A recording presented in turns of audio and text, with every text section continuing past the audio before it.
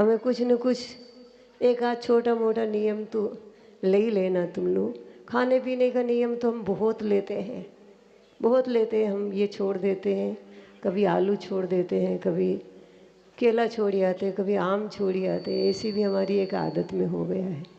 लेकिन फिर भी आचार्य महाराज की आज्ञा का ख्याल रखना चाहिए। पहले अभक्ष चीज़ का त्याग करके उसके बाद भक्ष चीज़ों का त्याग करना चाहिए। हमें अपने जीवन में देखना चाहिए कि हम कितनी अभक्ष चीज़ें खाते हैं।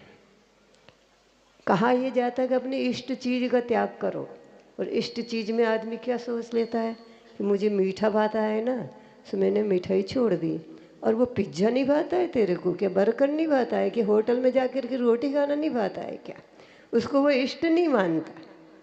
या मंदिर की स्थापना होनी थी, जब नींव भरी थी तो सबको कहा गया था ये अपनी अपनी इष्ट चीज़ छोड़ दो, इष्ट चीज़ छोड़ दो।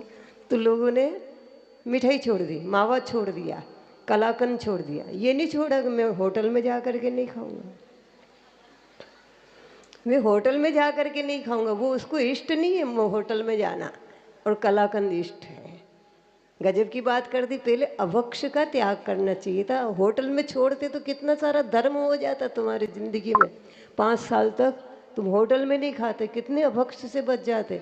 और उन्हीं दिनों में यदि आयु के बंध का काल आता या हमारे धर्म की प्रभावना का अवसर आता तो कितनी सारी धर्म की प्रभावना हो जाती।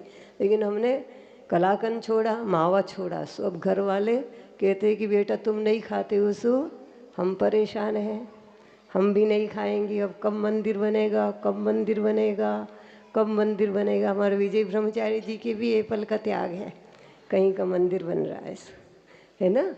अब ये तो त्यागी व्रत है, सो फिर भी ठीक है।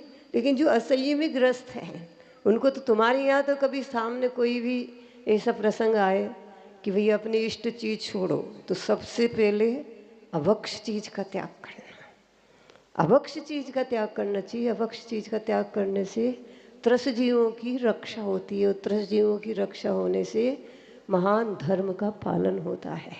और अहिंसा धर्म का पालन जब होता है तो हमारे को बहुत गाढ़ा पुण्य का आश्रव होता है, और उस पुण्य के फल में हमें बहुत अच्छे विशेष विशेष धर्म कार्यों का, धार्मिक अनुष्ठानों का संयोग मिलता है। इसलिए इस बात का ख्याल रखना। कभी भी हो, कहीं तीर्थ यात्रा भी जाओ। शिखर जी गए, जो क्या छोड़ी आए, एक लड़का आया था, माता शिखर जी गए, सबसे अच्छे में आम लगते थे, सब आम छोड़ी आए। इनका ठीक चल रहा है। अब बाजार आम के ठेले ठेले दिखते, माता जी बदल दूं क्या नियम? मैंने कहा इतनी इतनी जल्दी क्यों कर दी तुमने, इतनी आकुलता क्यों कर दी कि तुम आम ही छोड़ी आए? अरे पिज्जा छोड़ी आता और दुनिया की कोल्ड ड्रिंक से छोड़ी आता। कितना अच्छा शिखर जी याद रहता तेरे को जिंदगी भर, और उसके बिना तेरा काम चल जाता। अब आम को देख देख करके तेरे मुंह में रस आता है, और घर वाले भी कहते हैं आम में दोष क्या है जो तुम नहीं खाते हो। कहीं पर भी जाते हो तो वो प्रेम से तुम्हारे सम्मान में आम परोसते, हम आम नहीं खाते। अरे क्या दोष है? तू पापड़ छोड़ के आता, कोई बड़ी छोड़ करके आता, कोई दुनिया भर की बाजार की मिठाइयाँ छोड़ी आता, बाजार के नमकीन छोड़ी आता।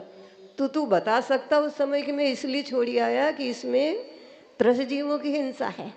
तो सामने वाला भी तेरे से शिक्षा ले लेता, और शिक्षा लेकर के उन चीज़ों को छोड़ने का प्रयास करता। इसलिए तुम लोग भी ध्यान रख कर जाना।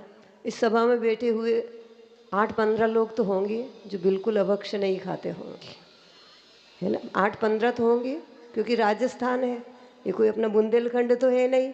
सो बुंदेलखंड में हजारों लोग मिल जाए इतनी बड़ी सभा में, कम से कम 200-200 तो मिल ही जाते बुंदेलखंड में। या राजस्थान में तो न्यूनतम होंगे। तो सब लोग जो भी अभक्ष खाते हो उनमें से एक अभक्ष का त्याग करना। पहले जब तक अभक्ष समाप्त नहीं हो तब तक भक्ष का त्याग मत करना।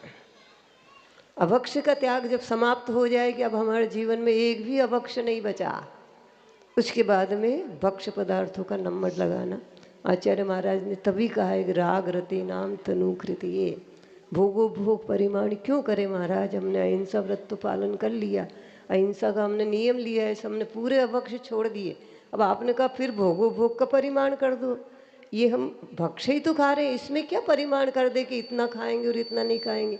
कि राग रतिनाम तनुकृतियेश, इसके प्रति जो आसक्ति का भाव है, उस आसक्ति को कम करने के लिए इन भक्ष्य पदार्थों में भी तू सीमा बांध ले कि मैं इतना ही खाऊंगा। तेरे को 2 किलो सोना है, तू 50 तोला रोज सोना पहन रहा है, आज तू नियम कर ले कि मैं 40 तोला ही पहनूंगा। तेरा त्याग नहीं है 50 तोला पहनने का, लेकिन 10 तोला का जो हार है उसके प्रति जो आसक्ति का भाव है, उस आसक्ति के भाव को कम करने के लिए भोगो भोग परिमाण व्रत कहा गया है। इसलिए तुम लोग इस बात का जरूर ख्याल रखना, सबको बताना कि नहीं, अपने को सबसे पहले अभक्ष का त्याग करना है।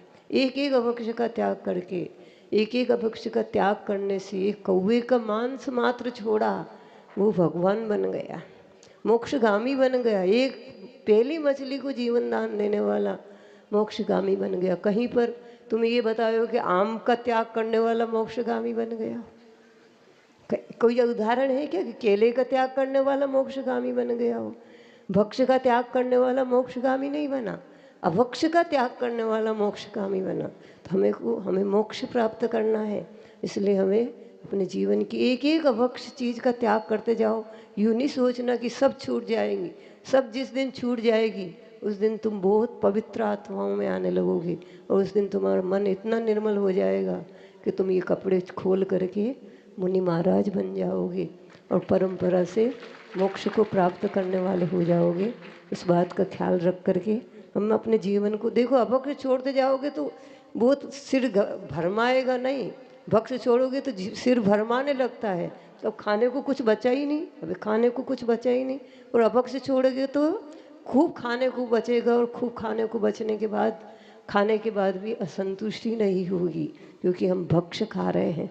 इस प्रकार अभक्ष का त्याग करने से हमारा जीवन उत्थान होगा, शरीर भी स्वस्थ रहेगा, और मंदिर आने के लिए हमारी क्षमता अंतिम क्षण तक बची रहेगी।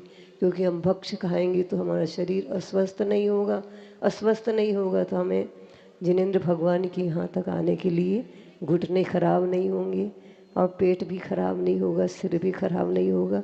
सबके जीवन में सुख शांति हो, और सब लोग एक एक अभक्ष का त्याग करते जाना। बिल्कुल ये तो संकल्प रखना, हम जब भी त्याग करेंगे तो पहले अभक्ष का करेंगे। हमारे जीवन में इतने अभक्ष खाते हैं हम जितने भक्ष नहीं खाते। अगर गिनती लगाओगे जा करके तुम, तो अभक्ष जितने खाते हैं उतने हम भक्ष्य पदार्थ नहीं खाते हैं।